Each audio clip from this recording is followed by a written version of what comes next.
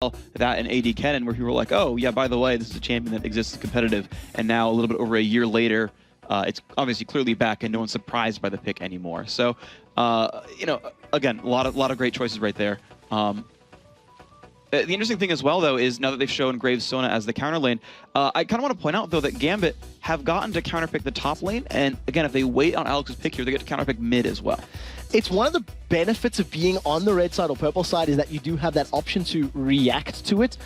Sona and Graves, it's a fairly tanky lane. You know, that True Grip passive from Graves is going to give him a good stack of both armor and magic resistance, going to play into his favor, and the sustain that Sona's going to be putting out will be helpful. So I see a fairly defensive lineup so far with both Sona and Shen, but Gambit, they think the horse is amazing.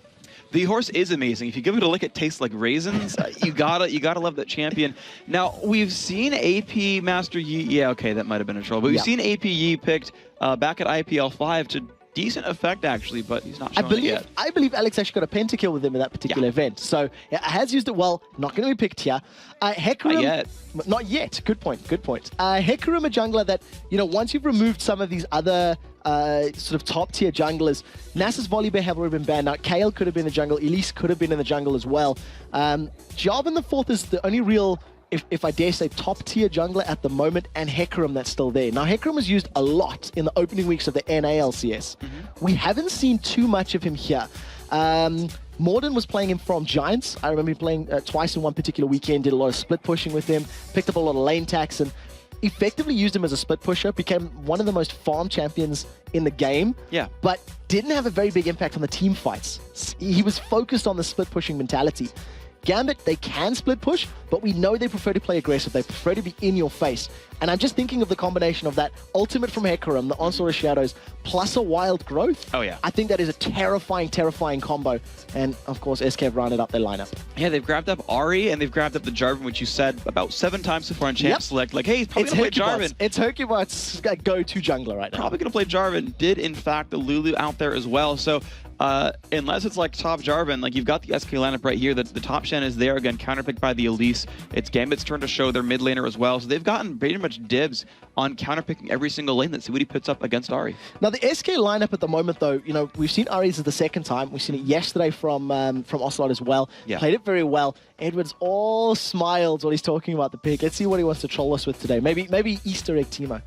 But there's not a lot of, you know, obvious synergies here from the SK lineup. They've got some good defensive abilities, they've got some good offensive abilities, and they've got a fair amount of tankiness when you consider the you know, True Grit from Graves, the auras from Sona. You've got Shen that's quite beefy, you've got Jarvan that's quite beefy. So it's going to come down to the individual plays. Somebody's going to have to make a play happen, and the rest of the team's going to roll around the rest of it. So SK, good mixture of everything. But I want to see how they want to play this matchup up, because Jarvan yesterday from Copenhagen Wolves gave them a tough time. Svenskeren had a very good game. Yeah, you're right, where SK has a lot of initiation themselves.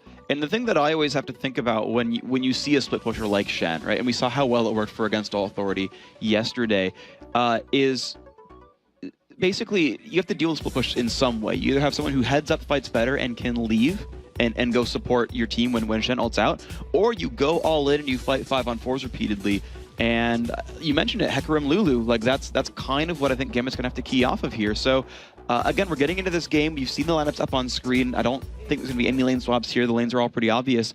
And what you're seeing now are SK Gaming in third, knocking on top 2, and we'll see if Gambit opens the door for them. Yeah, they're trying to get closer and closer, and you know, SK, they're fairly comfortable at the moment, but Evil Geniuses have had a bye weekend, so you know, EG are going to be sitting back, watching these games, looking at what they can pick and decide to do.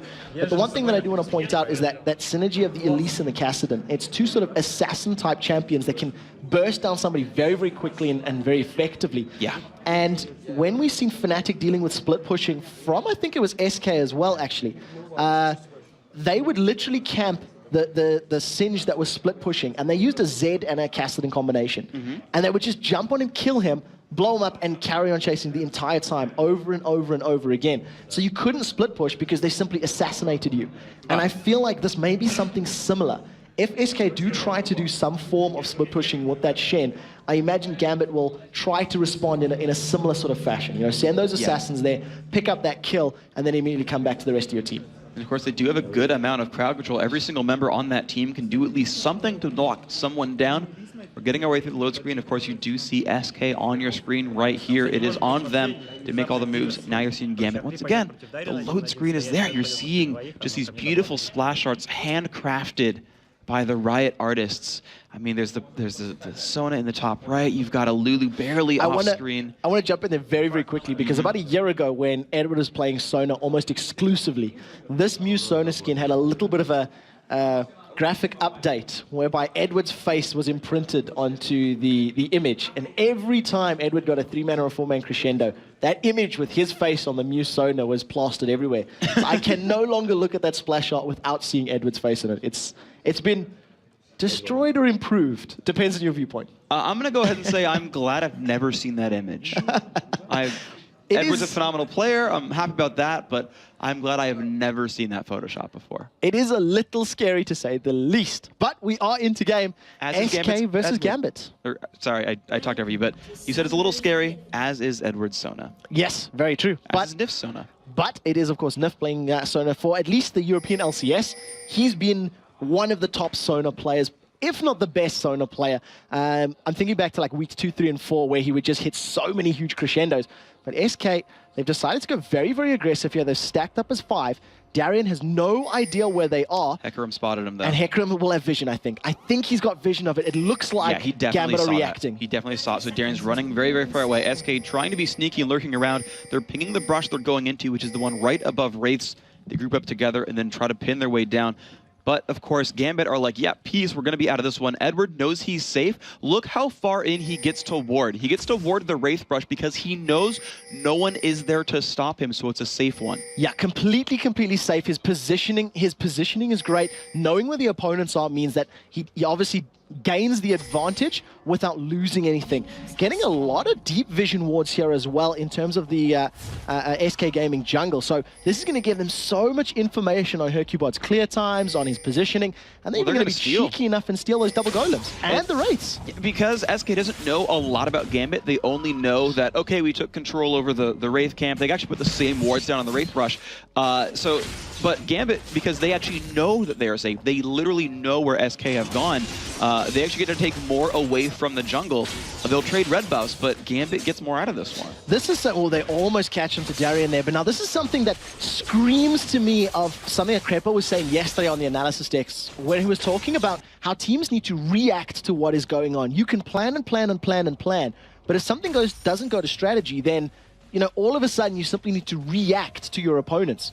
Gambit Gaming played very defensively there. They covered all of the entrances to their river, and when they seen SK going in, they went, oh, let's go steal your opponent's jungle, where it was very clear that SK had a game plan. They knew where they wanted to go, they knew where they wanted to ward, and it just didn't pay off. They didn't catch anybody, but they did steal a little bit of jungle, albeit not as much. Yeah, you're seeing a small 1,500 gold lead right here for Gambit. Actually, about 200 gold now for Gambit. But you're seeing the junglers kind of square off and go to their normal place. Hercubot just grabbed blue buff. Diamond, of course, in the exact same place. Level 3, I believe, on both of them here. So no major differences. We're just seeing the lanes kind of square off. Of course, SK have gone for 2-on-1 against Cassidy, though. That's going to be a little bit rough for Alex. Yeah, they're definitely trying to shut him down. You know, Cassidy champion, you do not want to give any sort of leeway or any sort of control in a lane. The fact that their lane swap has happened, though, it's actually hurting SK for the time being because Ocelot is a little further behind. He's been zoned a little bit more effectively by Edward's Lulu, and you can see now that with this massive creep wave here, Diamond Prox is trying to set up to deny him as much golden experience as possible. And Ocelot's aware of it, but they're going into the top lane. Yeah, they look for the repel there from Darian to make it completely safe. Ocelot forced to flash away from Diamond, so still level 1. He will miss another just multiple minion waves here, and that long lane just gave him so much room to zone him out. Ocelot still at 0 minions. That is rough for him. Now, Alex, it's just hit level 3, who lands a good charm onto Diamond Prox, but because he has no levels, no other abilities to work with. Diamond, they find Diamond in the top. He's been ignited. A lot of damage on him. First blood going over to Kevin. Great second dive right there.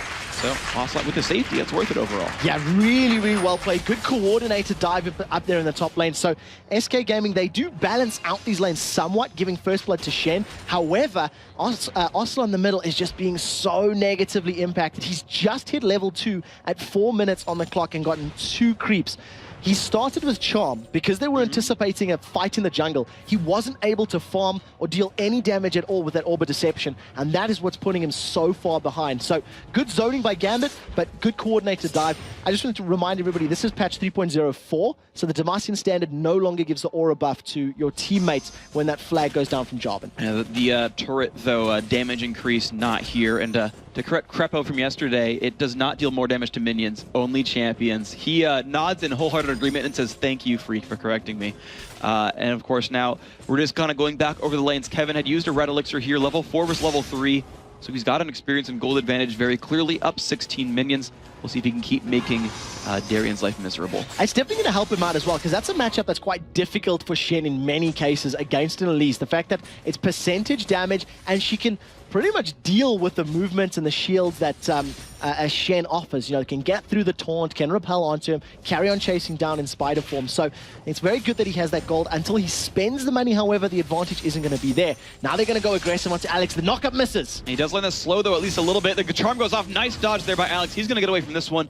Doesn't even land the Orb of Deception either. So Alex with his boots and a flask is going to survive for now. So exactly like we were saying at the beginning, it is going to be standard lanes for the time being, albeit in different positions. So we're going to see your standard AD carry support against one another, which is a matchup we don't see all that often anymore. You know, so often the lane swaps and the push meta, as it were, of just getting towers as quickly as possible is the favor. But both of these combos, while they can push waves relatively quickly, they're not the fastest wave clearers that we've seen from the AD carry supports. Diamond Proxy's got the speed boost up and he's going in on Nif. He's going to look for it. Knocks back Candy Panda a little bit. The counter gank is here from Hercubot. Will he go in? Does not want to actually push in onto Edward.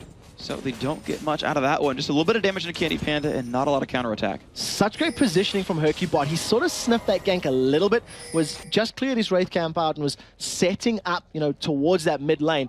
But just the presence was enough to scare Diamond Prox away and move them a little further back. So very good play and even, but he's going in. He got the knockup onto Genja. Genja must flash away from this. Ignite is on as well. The Candy Panda gets the kill pickup. Nif helping quite a lot as well, but now Diamond is here. Candy Panda has to use Barrier. He's still alive. Will they find a kill out of this one? Well, Diamond certainly will, and now he's going to look for Nif. Will he have what he needs? Looks like not much more, but a 1-for-1. Yeah, 1-for-1 trade kill does go on to Diamond Prox, which is very good. But of course, the fact that the AD carry of Graves picked up that first kill in the mid lane, he now has a BF sword to back up that Doran's blade. It is such a big damage advantage for him.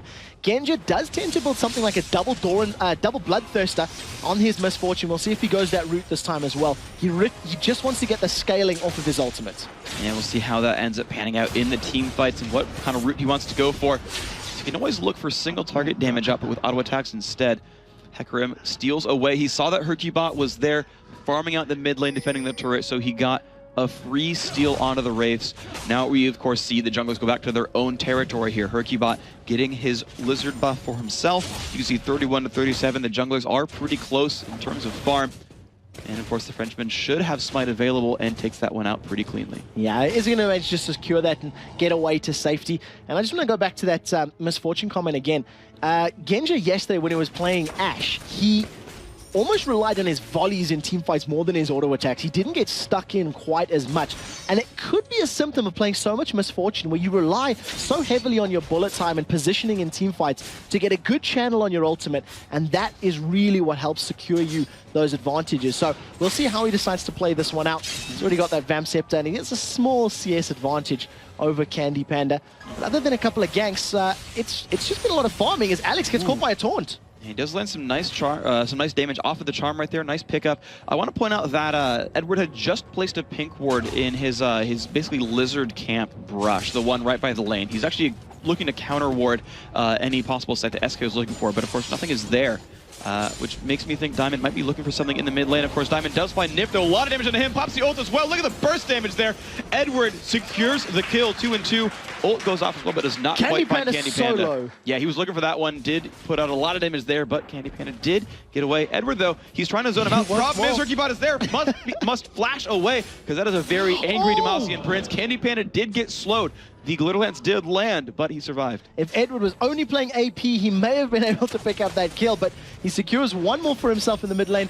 Could this be the first of many for Edward? It's not uncommon to see him racking up a huge kill score. I believe he's got a 6.4 KDA, if I recall correctly. So, pretty good. You know, not too bad for that support player. Now, Ocelot's done very, very well for himself in this bottom lane. He was so far behind for those opening minutes. He's managed to pull himself up, even in CS, with Alexich's Kassadin, and it's just going to even out the power bands. But in terms of assassination potential, you've always got to favor Kassadin because he is coming in from the side, and the charm so well timed from Ocelot. If Kassadin continued, he would have eaten it. And the funny thing is, Alex, I think, could tell that Ocelot knew he was there because of when he turned around, he said, oh, he'll see me in the brush, and then juked back expecting the charm. It was a really nice move. Alex now forced to last hit under turret. Now, Kassadin actually last hits really well under turret when his W is active. It's enough to always meet the breakpoint for turret hits a melee twice, turret hits a ranged one once. You always meet the breakpoint for that.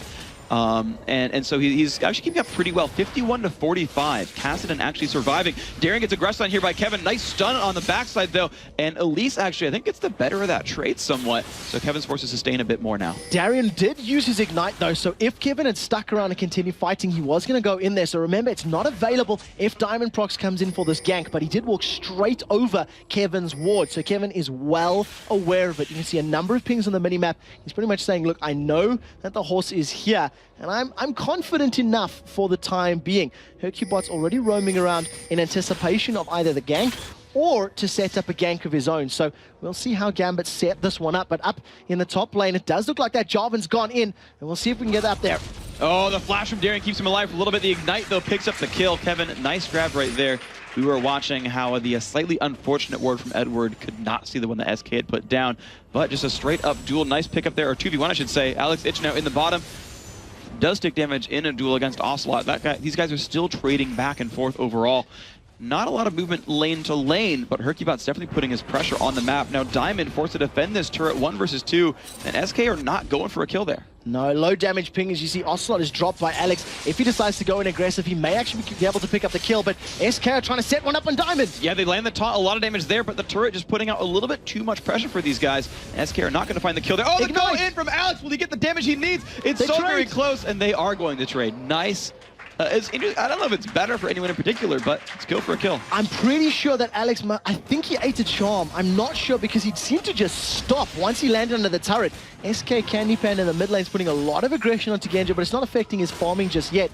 But yeah, in the bottom lane there, you know, you've seen Alex, he used that Rift Walk in, landed his Ignite, the Null Sphere, and then all of a sudden just sort of stood there. So I don't know if he was resigned to the fact that he was going down or what exactly happened. But a trade 1-for-1. Even, I suppose, seeing as though they're both 1-1 right now. Yeah, and of course, you just saw right there a wave clear coming out from Genja, making sure he doesn't take too many missed minions. And of course, he's going for the Wolf Camp right now. So certainly looks like he's practicing for the for his match later today. See if we can take out the Copenhagen Wolf, the Wolf Camp throughout the course of the matchup. So we do have a very brief momentary pause. We'll find out what the source is of that. But this game is extremely even and extremely close right now. 4-3 on kills. There's only 400 gold that separates them. And it's literally just spot on. I mean, there's nothing to differentiate these guys right now. Apparently it was just a very momentary pause. Hercubot paused and said, hey guys, are you ready? I was just kidding. Everyone's fine. So back into the game. You can see it on their screens right here. And they are still going toe-to-toe. Of course, you're seeing SKO, but the ult comes in from Hecarim looking for the damage onto Nif. And that is a pretty painful one right there. The Sona might go down. Yes, it does. The Wild Growth even part of that one. We get the instant replay. And that is Diamond picking up the kill. So, nice grab there from Gambit. The reinitiation, very, very strong. Yeah, really, really strong engagement. Only Freak can commentate from looking at a player's point of view on the matchup. And I believe that was Nif's point of view as well, if I recall correctly. So nevertheless, the fact that they picked up that kill allows them to move down towards the Dragon. They have the numbers advantage. They know that SK aren't in a position to really defend or challenge for this one. And they have the vision advantage in the area as well. So a free, uncontested Dragon gives them timing, gives them control, and a momentary gold lead at this moment in the game. That was definitely a great setup right there going in. Actually, Alex Bigger to go in and looks to Ocelot, and he's got him down to half health already. Ocelot might need some MR, but Hercubot is around. Can he bait the kill? Ocelot goes for the ult, and actually no, forces Alex to run away from this one. Can Ocelot get one more charm? He will not. a little bit low on mana and maybe the cooldown as well. So Hercubot now going to stick around in this lane. Definitely see that Ocelot is forced to run away. Does not have much magic resist to his name, so that is a painful situation when you fight a Kassadin. Yeah, the amount of damage that Kassadin puts down is just so high, and once that Null Sphere is at max rank, and you can see that even with the dashes from Ari, was unable to actually chase Alexich's Kassadin. Tried to get in range, unfortunately just went a little bit wide with that Orbit Deception, and couldn't even get in range for the Foxfire to go off. So, you know, good play from Alexich in positioning. He did get away from the counter gank even after eating the charm at the beginning, but for the time being, he's relatively safe. Now, Diamond Prox sniffing the middle lane. Tower goes down. He knocks Nif back. He doesn't have that Onslaught of Shadows available for that CC, so unfortunately cannot continue that gank pressure. Even though SK was right up to the turret, they couldn't quite get the kill out of it.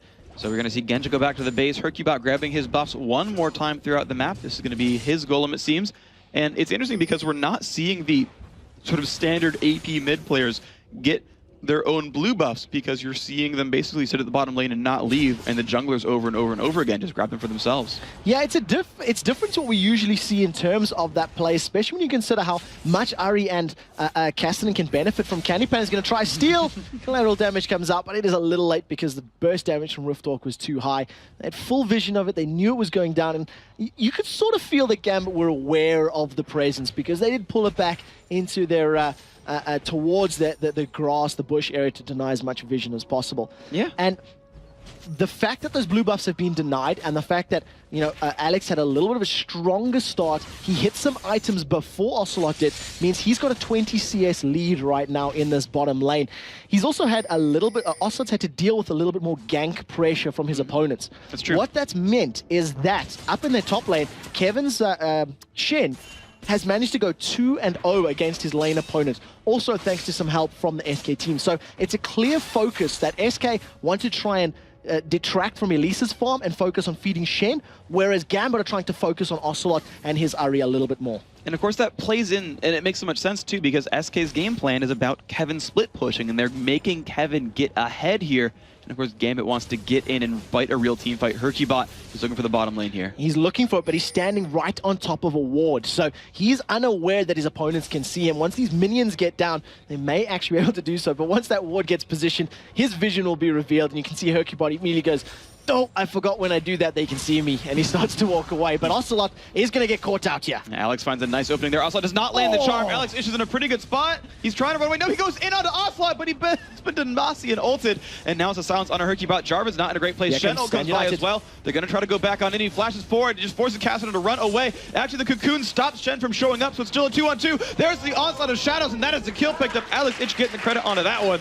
That is a 1-for-0. So well played there from Gambit. Not only did they go back in, Alex almost went 1v1 with Ocelot, but it's not done yet. Edward's getting closer to Hercubot, and you know, if anyone's going to go aggressive, Edward's the man to do it. You have to give props to Darian there, interrupting the Stand United from Kevin. I think he popped his flash and took turret damage just to shut Shen down. You can see Summoner Spell is blown, and the fact that Shen could not, you know, pitch up to that battle in the bottom lane meant that SK lost the eventual trade 1-0. And of course, there's a really, really good re-engage. Alex rift walked forward, flashed as soon as he saw the Cataclysm come out, and then still managed to get back into the fight to pick up the kill.